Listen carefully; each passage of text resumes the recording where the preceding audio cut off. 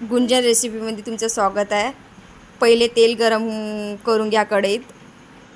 त्याच्यानंतर जिरं टाका. जिरं तडतड उडले की त्याच्यानंतर त्याच्यात मिरची टाका आणि त्यांना परतून घे जा. परतल्यावर त्याच्यात साबुदाणा थोडे परतणं झाल्यावर साबुदाणा टाकून द्या आणि साबुदाण्याला थोडं परतून टाका.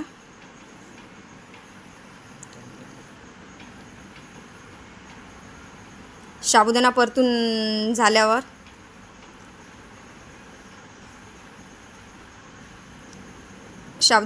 त्याच्यात बटाटे टाका उकडलेले आणि त्यांना परतून घ्या थोडं, खाली लागण नाही असं. त्याच्यानंतर भाजलेले शेंगदाणे भाजून घ्या कढईमध्ये. त्याच्यानंतर त्याला मिक्सीमधून काढून घ्या. त्याच्यानंतर ते साबुदाण्यामध्ये तिखट आणि चवीनुसार मीठ थोडं घालून परतून घ्या.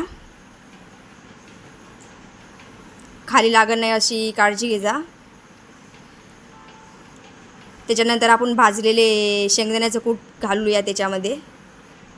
त्यांनी साबुदाणा अजून चांगली चव येईल आणि साबुदाणा परतून घ्यावे.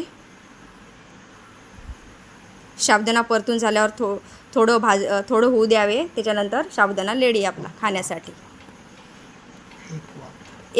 थोडं वाफू घ्यावे. त्याच्यानंतर आपला साबुदाणा रेडी. तुम्हाला हा व्हिडिओ आवडला असेल तर चॅनलला